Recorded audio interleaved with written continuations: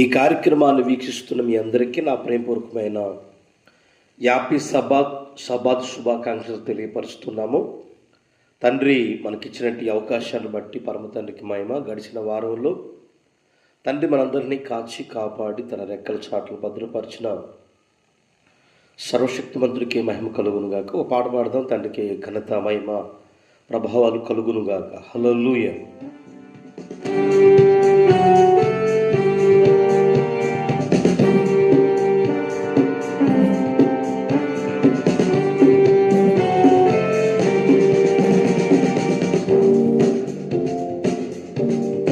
హల్లెలూయా స్తుతి మహిమ ఎల్లప్పుడూ యావేకి చెదము.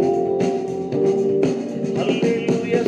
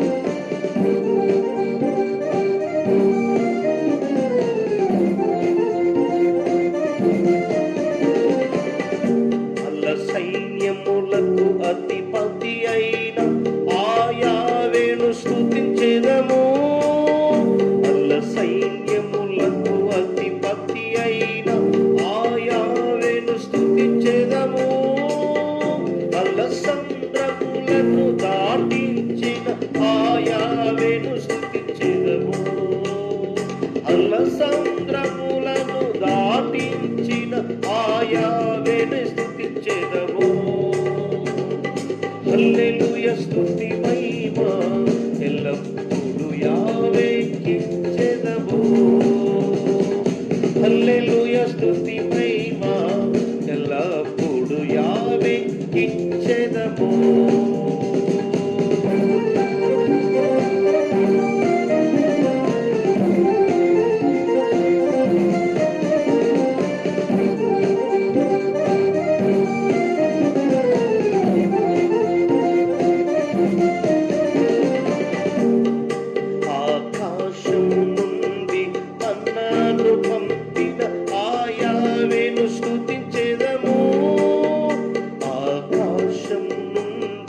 మన్నాను పంపిన ఆయావేను స్తుతించెదము. బండ నుండి మధుర జలములు పంపిన ఆయావేను స్తుతించెదము. బండ నుండి మధుర జలములు పంపిన ఆయావేను స్తుతించెదము. హల్లెలూయా స్తుతి మహిమ ఎల్లప్పుడూ యావేకి చెదము.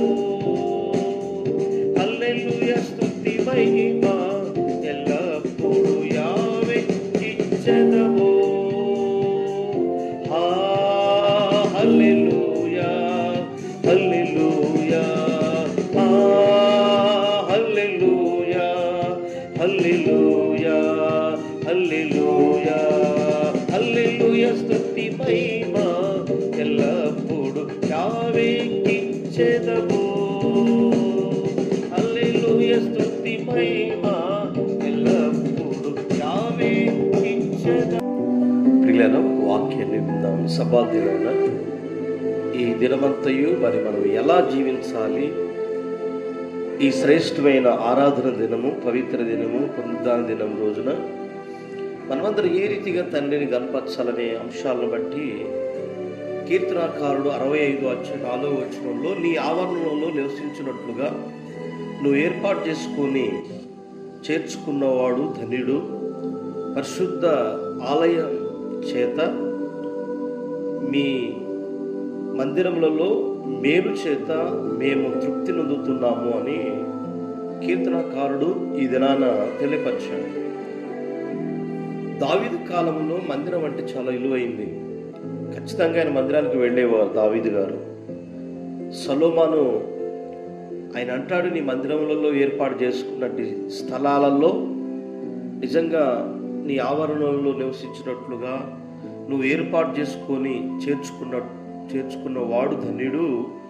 నీ పరిశుద్ధ ఆలయం చేత నీ మందిరములలో మేలు చేత మేము తృప్తి నొందుతున్నామయ్యా అని ఈ లేఖనాల్లో తెలియపరుస్తున్నాడు. అంటే మందిరాలలో తృప్తి దొరికిందట, మందిరాల్లో ఆహారం దొరికిందట, మందిరాలలో మనము ఏ రీతిగా ఉండాలి అనేది ఈరోజు మనం నేర్చుకున్నాం కనుక మందిరంలో ఎలా ఉండాలి మనం అని చూసినట్లయితే దావీదు అంటాడు, నేనైతే యావే తండ్రి మందిరంలో పచ్చని ఒలీవ చెట్టు వలెనున్నాను, నిత్యము యావే కృపయందు నమ్మిక ఉంచి ఉన్నాను అని కీర్తన గ్రంథంలో మనకు తెలియపరుస్తాడు. 52వ అధ్యాయం 8వ వచనంలో నిజంగా నేనైతే అంటాడు, నేనైతే తండ్రి యొక్క మందిరంలో నేనైతే ఎలా పాడతానో చూసేవారా?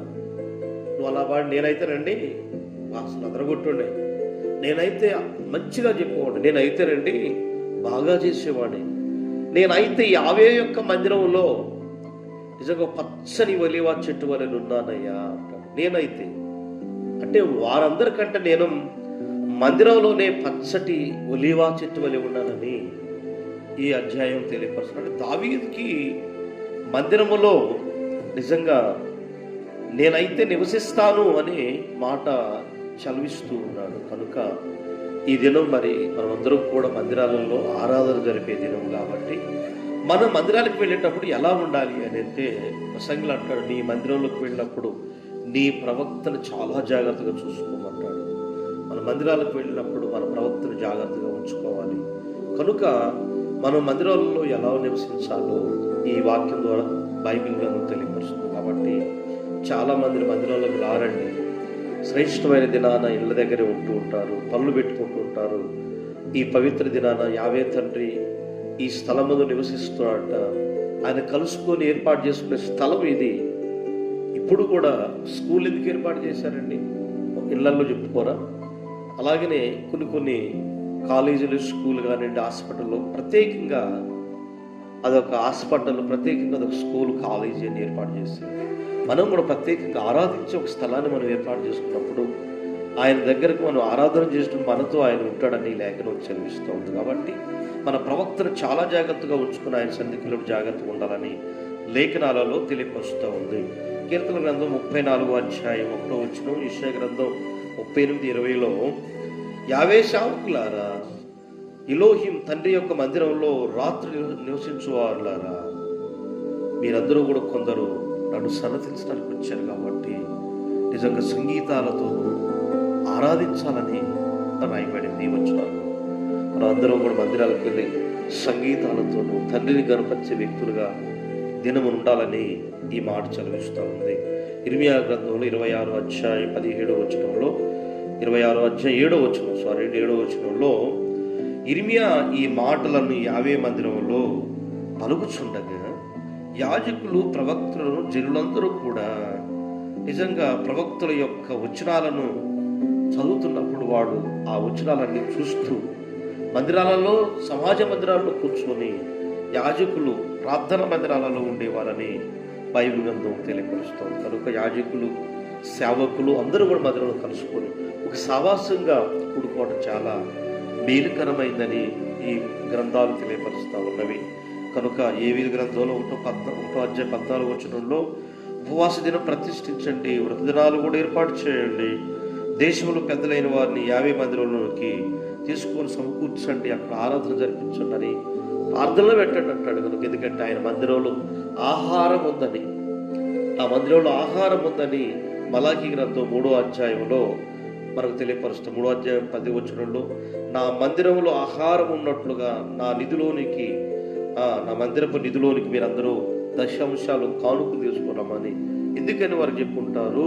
ఎందుకని ప్రభువారు లోకస్వార్త 4వ అధ్యాయం పరిశుద్ధమైన విశ్రాంతి దినాన 4వ అధ్యాయం 16వ వచనంలోను మందిరానికి వెళ్ళినట్లుగా మనకు రాయబడింది. అలాగే లోకస్వార్తలో మనం చూసిన లోకస్వార్త 4వ అధ్యాయం 16వ వచనంలోను, అపొస్తలుల కార్యాల గ్రంథంలో నిజంగా 17వ అధ్యాయంలోను 1-2 వచనాలలో 3 దినాలు పౌలు స్వార్థ పత్రికల్లో అందరూ కూడా నిజంగా విశ్రాంతి దినంలో సమాజ మందిరంలోకి వెళ్ళి బోధించినట్లు రాయబడింది. ఈ సహోదరు మన రక్షకుడు ప్రభువారు కూడా సమాజ మందిరంలోకి విశ్రాంతి దినాన్ని వెళ్ళి బోధించారు. మందిరంలోకి మనం కూడా రావాలి, మనం కూడా ఆయన సన్నిధికి ఖచ్చితంగా వచ్చి ఆయన గనపరిచినప్పుడు మనకు సమృద్ధి కలిగిన దీవెనలు, మంచి ఆహారం అంటే వాక్యం అనే ఆహారం మనకు దొరికిద్దని కనుక, అలాగనే మనకి ఆయన నిధిలోనికి మనం ఏదైతే ఉందో అది తీసుకుని వచ్చినప్పుడు సమృద్ధిగా దీవిస్తాడని లేఖనం సెలవిస్తుంది. కాబట్టి అట్టి కృపా దాన్ని ఈ దినాన,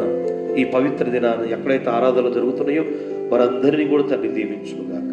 ప్రార్థన. మహాగణుడా, పరిశుద్ధుడా, జీవాధిపతి అయిన తండ్రి, ఈ దినమునైనా పవిత్రమైన దినమునైన శ్రేష్టమైన దినమునైన మీరు నియమించినట్టు ఆశీర్వదించినట్టు దినం ఆయన సగ్గముగా కూడుకోమని చెప్పిన దినం పునరుద్ధాన దినము తండ్రి మీరు ఆయన ఏర్పాటు చేసిన ఈ దినాన తండ్రి ఎందరైతే నేను ఆరాధిస్తున్న మందిరాలు తెలిసి ఆరాధిస్తున్న వారందరినీ సమకూర్చుబడి ఆశీర్వదించవలసిందిగా తెలియపరుస్తూ అయ్యా నీ నామము ద్వారా గడిచిన వారం నుండి నేటి వారం వరకు కాపాడారు. నీ కవగిట్లో మరొకసారి తండ్రి నీ రెక్కల నీళ్ళలో దాచుతూ పొందనాలు చెల్లిస్తూ కృపలో బలపరిచి దినమంతా తోడై ఉండి ఈ వాగ్దానాలన్నీ కూడా మమ్మల్ని నడిపించి సహాయం చేయమని యెషోవా మెస్సీయ గారి దివ్యనామం ద్వారా అడిగి వేడుకుంటున్నాం తండ్రి. ఆమేన్.